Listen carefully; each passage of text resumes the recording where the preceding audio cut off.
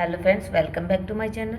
हम पढ़ने वाले हैं आरपीएससी फर्स्ट ग्रेड का सेकंड पेपर इकोनॉमिक्स, जिसमें पहला टॉपिक हमने अर्थशास्त्र की परिभाषा डेफिनेशन ऑफ इकोनॉमिक्स कर लिया था। मैंने अर्थशास्त्र की परिभाषाएं पढ़ाई थी, जो आप मेरे इकोनॉमिक कॉर्नर चैनल पर जाकर देख सकते हैं। अब हम पढ़ते हैं दूसरा टॉपिक, व्यष्टि एंड समष्टि अर्थशास्त्र, माइक्रो एंड मैक्रो इकोनॉमिक्स।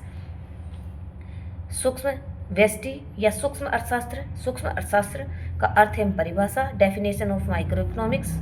अंग्रेजी भाषा के माइक्रो शब्द से आज से सूक्ष्म अथवा छोटे भाग से होता है, अतः सूक्ष्म अर्थशास्त्र अर्थव्यवस्था के छोटे अथवा सूक्ष्म भागों के अध्ययन से संबंधित होता है। सूक्ष्म अर्थशास्त्र में विशिष्ट उद्योगों तथा विशिष्ट वस्तुओं, विशिष्ट परिवारों, विशिष्ट व्यक्ति आय, प्रति व्यक्ति आय आदि का पृथक रूप से अध्ययन किया जाता है। सूक्ष्म अर्थशास्त्र के संबंध में विभिन्न अर्थशास्त्रियों के विचार निम्नलिखित हैं।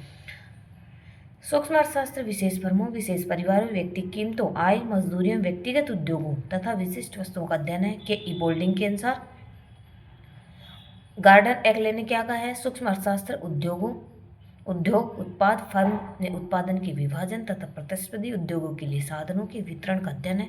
यह आय वितरण की समस्या का अध्ययन करता है। यह विशेष वस्तुएं एवं सेवाओं के मूल्य निर्धारण से संबंधित है। गार्डन एक्ले ने क्या कहा है कि सूक्ष्म अर्थशास्त्र उद्योग उत्पादों और फर्म में उत्पादन के विभाजन तथा प्रतिस्पर्धी उद्योगों के लिए साधनों के वितरण का अध्ययन है।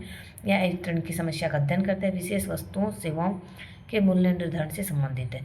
और चैम्बरलिन ने क्या कहा है? सूक्ष्म अर्थशास्त्र व्यक्तियों के निश्चित समूह की आर्थिक क्रियाओं का अध्ययन कर है और विशिष्ट मॉडल व्यक्तिगत व्यवस्था पर आधारित तथा इसका संबंध अंतर व्यक्तिगत संबंधों से भी होता है। अब देखते हैं सूक्ष्म अर्थशास्त्र की विशेषताएं, माइक्रो इकोनॉमिक्स के कैरेक्टरिस्टिक। पहले देखते हैं, इसमें अर्थव्यवस्था के सूक्ष्म एवं छोटे अंशों का अध्ययन किया जाता है। इसमें समग्र का भी अध्ययन किया जाता है, लेकिन ये योग अथवा समग्र कुल अर्थव्यवस्था के एक छोटे से भाग से संबंधित होता है। समग्र का तो अध्ययन किया जाता है, लेकिन एक कुल अर्थव्यवस्था के, एक उद्योग की, एक फर्म के कुल का अध्ययन किया जाता है। सूक्ष्म विशिष्ट आर्थिक इकाइयों एवं छोटे भागों के सूक्ष्म चरों एवं सूक्ष्म मात्राओं के नाम से पुकारा जाता है। और सूक्ष्म अर्थशास्त्र को कीमत सिद्धांत, सामान्य अर्थशास्त्र, कीमत एवं उत्पादन का सिद्धांत भी कहा जाता है। पांचवी विशेषता, सूक्ष्म अर्थशास्त्र अर्थव्यवस्था की सूक्ष्म इकाइयों के अध्ययन हेतु विशेष उपयोगी है। अब देखते हैं, निष्कर्ष रूप में हम कह सकते हैं कि सूक्ष्म अर्थशास्त्र विशिष्ट आर्थिक इकाइयों या उनके भागों का अध्ययन करता है एवं सिद्धांतों का निर्माण करता है, जो कि आर्थिक पद्धति का निर्माण करते हैं और इन भागों के मध्य संबंध को व्यक्त करता है। इस प्रकार सूक्ष्म अर्थशास्त्र व्यक्तिगत, फर्म, उद्योग, परिवार के परस्पर व्यवहार का अध्ययन करता है। इसके विभिन्न नाम देखते हैं। सूक्ष्म अर्थशास्त्र के लिए व्यष्टि या व्यापक मूलक अर्थशास्त्र, आर्थिक व्यष्टि भाव, इकाई अर्थशास्त्र, व्यक्तिगत पद्धति आदि शब्दों का भी प्रयोग किया जाए। सूक्ष्म अर्थशास्त्र का संबंध मुख्यतः वस्तु या सेवा के मूल्य निर्धारण से होता है, अतः इसे कीमत सिद्धांत भी कहा जाता है। और सूक्ष्म अर्थशास्त्र को कीमत अथवा उत्पादन का सिद्धांत और सामान्य अर्थशास्त्र भी कहा जाता है। अब इसके ऐतिहासिक पृष्ठभूमि देखते हैं।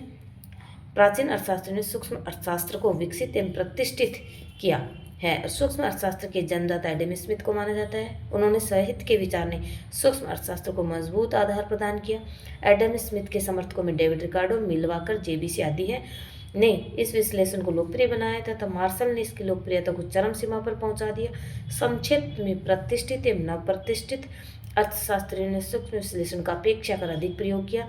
यहाँ यह बताना युक्तिसंगत होगा कि रेगनर से पहले 1920 में मॉरिडॉव ने इस शब्द के स्थान पर पहले माइक्रोस्कोप शब्द का प्रयोग किया था, जो कि अधिक लोकप्रिय नहीं हो पाया था।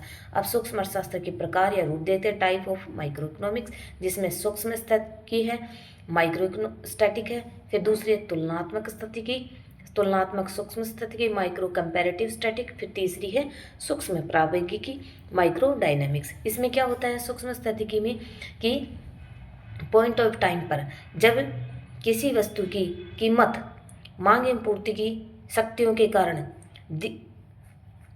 निर्धारित हुई मानी जाती है। देखते हैं, इसमें सूक्ष्म स्थिति की वह विधि है जिसमें किसी दिए हुए समय पर संतुलन की अवस्था में सूक्ष्म घटकों के पारस्परिक संबंधों की व्याख्या की जाती है। इसमें इस विधि में यह माना जाता है कि सूक्ष्म घटकों के संबंध में कोई परिवर्तन नहीं आता। और उदाहरणार्थ, यदि किसी समय विशेष उस वस्तु की कीमत की उसकी मांग एवं पूर्ति की शक्तियों से निर्धारित होती है, मानते हैं कि किसी समय विशेष पर वस्तु की कीमत उसकी मांग एवं पूर्ति की शक्तियों से निर्धारित होती है। सूक्ष्म स्थिति की एक समय विशेष पर संतुलन कीमत का विश्लेषण यह मानते हुए करते हैं कि सूक्ष्म अर्थशास्त्र में यानी माइक्रो इकोनॉमिक्स में समय विशेष पर यह मानते हुए करते हैं कि सूक्ष्म घटकों यानी माइक्रो कंपोनेंट्स के पारस्परिक संबंधों में कोई परिवर्तन नहीं होगा। यह विधि नहीं बताती है कि मांग एवं पूर्ति में संतुलन कैसे स्थापित होता है। दूसरी है तुलनात्मक सूक्ष्म स्थितिकी माइक्रो कंपैरेटिव स्टेट। इसमें भी पॉइंट ऑफ टाइम पर तुलना करी जाती है कि एक संतुलन से हम दूसरे संतुलन से ये नहीं बताया जाता है कि एक संतुलन से दूसरे संतुलन पर कैसे पहुंचते हैं, इसका प्रोसेस क्या है, लेकिन इनकी तुलना करी जाती है। सूक्ष्म तुलनात्मक सूक्ष्म स्थिति की वह विधि है जिसमें विभिन्न समयों पर संतुलन की अवस्था में सूक्ष्म घटकों के पारस्परिक संबंधों की तुलनात्मक व्याख्या की जाती है। इस प्रकार इसमें समय एवं संतुलनों का तुलनात्मक अध्ययन होता है। उदाहरणार्थ किसी समय विशेष पर वस्तु की कीमत उसकी मांग एवं पूर्ति की शक्तियों से 5 रुपये निर्धारित होती है, अब कीमत बढ़कर 10 रुपये हो जाती है। इस स्थिति में तुलनात्मक सूक्ष्म स्थिति की दोनों संतुलन कीमतों की तुलना करेगी। यह विधि पुराने संतुलन से नए संतुलन पर आने की प्रक्रिया कोई प्रकाश नहीं डालती है। अब देखते हैं सूक्ष्म प्रावैगिकी। इस सूक्ष्म प्रावैगिकी में उस प्रक्रिया पर प्रकाश डालते, इसमें टाइम ऑफ पीरियड की बात करी जाती है। हम एक संतुलन से दूसरे संतुलन में कैसे आते हैं। सूक्ष्म अर्थशास्त्र का क्षेत्र देखते हैं। अर्थशास्त्र के क्षेत्र अत्यंत व्यापक है। इसमें व्यक्ति की इकाइयों के विशिष्ट व्यवहारों का अध्ययन किया जाता है। इस क्षेत्र में सीमांत विश्लेषण पर आधारित नियमों को सम्मिलित किया जाता है। सूक्ष्म अर्थशास्त्र की क्षेत्र की विषय सामग्री निम्न प्रकार है।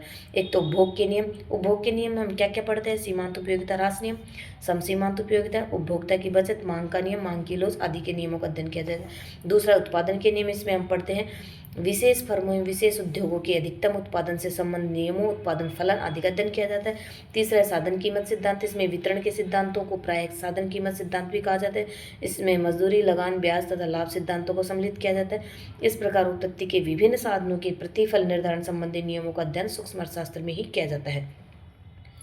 इसमें चौथा है वस्तु कीमत के सिद्धांत। इसमें पूर्ण प्रतियोगिता, एकाधिकार, विभेदात्मक एकाधिकार आदि फर्मों के मूल्य एवं उत्पादन निर्धारण एवं लाभ को अधिकतम करने संबंधी सिद्धांतों का अध्ययन किया जाता है। अब देखते हैं व्यष्टि अर्थशास्त्र का महत्व एवं उपयोग।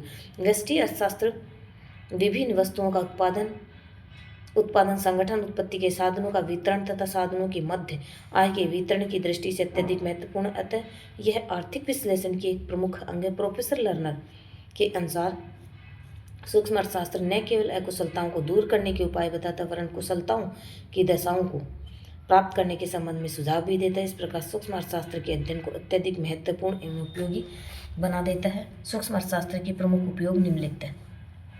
मूल्य निर्धारण में सहायक है।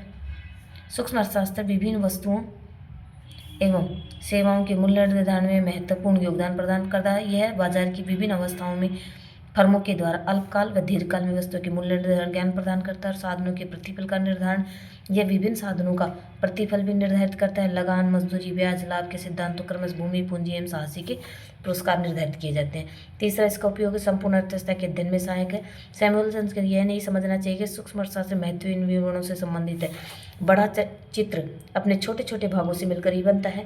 विभिन्न सेवाओं के आर्थिक व्यवहार संबंधी निर्णय। सूक्ष्म अर्थशास्त्र विशिष्ट व्यक्तियों, विशिष्ट फर्मों, विशिष्ट उद्योगों, विशिष्ट परिवारों आदि का अध्ययन करता है। अतः विभिन्न व्यक्तिगत सेवाओं में आर्थिक व्यवहार संबंधी निर्णय लेने में सुविधा रहती है। इससे अंतर व्यक्तिक संबंधों का अध्ययन भी किया जाता है। व्यक्तिगत क्षेत्रों की समस्याओं का समाधान। सूक्ष्म अर्थशास्त्र व्यक्तिगत इकाइयों की आर्थिक समस्याओं के अध्ययन, परीक्षण एवं विश्लेषण से संबंधित है। अतः यह व्यक्तिगत क्षेत्रों की विभिन्न आर्थिक समस्याओं को सुलझाने में महत्वपूर्ण सहयोग प्रदान करता है। आर्थिक नीतियों के निर्धारण में सहायक है। आर्थिक कल्याण का अनुमान लगाया जाता है। उपभोक्ताओं की अधिकांश संतुष्टि, उत्पादकों के अधिकतम लाभ का अध्ययन सूक्ष्म अर्थशास्त्री करता है। इस प्रकार व्यक्तिगत क्षेत्रों के आर्थिक कल्याण का ज्ञान भी कराता है। सूक्ष्म अर्थशास्त्र की सीमाएं देखते हैं। अब सूक्ष्म अर्थशास्त्र की आर्थिक विश्लेषण की दृष्टि अत्यधिक महत्वपूर्ण उपयोगी है, फिर भी इसकी कुछ सीमाएं। पहला है संपूर्ण अर्थव्यवस्था का ज्ञान नहीं होता है। सूक्ष्म अर्थशास्त्र की व्यक्ति का आर्थिक इकाइयों का कार्य प्रणाली का अध्ययन किया जाता है। अतः विशिष्ट क्षेत्रों का तो पूर्ण ज्ञान प्राप्त हो जाता है, किंतु संपूर्ण अर्थव्यवस्था के बारे में कोई निष्कर्ष निकालना संभव नहीं हो पाता है।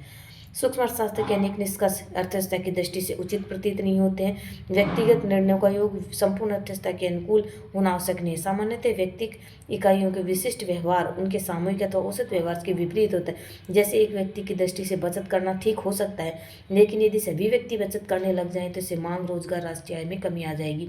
यह स्थिति देश के लिए हानिकारक हो सकती है। अवास्तविक मान्यताएं। सूक्ष्म अर्थशास्त्र पूर्ण रोजगार एवं पूर्ण प्रतियोगिता जैसी मान्यताओं पर आधारित है। इनके आधार पर विभिन्न क्षेत्रों का अध्ययन होता है। वास्तविक जीवन में न तो पूर्ण रोजगार और न ही पूर्ण प्रतियोगिता की स्थिति देखने को मिलती है। अतः वास्तविक मान्यताओं पर आधारित अध्ययन सही नहीं हो सकता। कुछ आर्थिक समस्याओं के लिए उपयुक्त नहीं है, जैसे कि सूक्ष्म अर्थशास्त्र, विदेशी विनिमय, कुल रोजगार, राष्ट्रीय आय के वितरण, अंतर्राष्ट्रीय व्यापार, राजस्व, प्रशुल्क नीति, औद्योगिकरण, बैंकिंग, आर्थिक नियोजन आदि समस्याओं के अध्ययन की दृष्टि से अनुपयुक्त है। वस्तुतः इन समस्याओं का अध्ययन व्यापक अर्थशास्त्र में किया जाता है, मैक्रो इकोनॉमिक्स में किया जाता है। अतः बच्चों, हम अगले वीडियो में पढ़ेंगे व्यष्टि, समष्टि या व्यापक अर्थशास्त्र, मैक्रो इकोनॉमिक्स। अगर आपको ये वीडियो पसंद आता है तो बच्चों मेरे चैनल को लाइक से सब्सक्राइब जरूर करें, कमेंट करना तो बिल्कुल भी ना भूलें। नेक्स्ट वीडियो देखने के लिए मेरे चैनल को विजिट करें।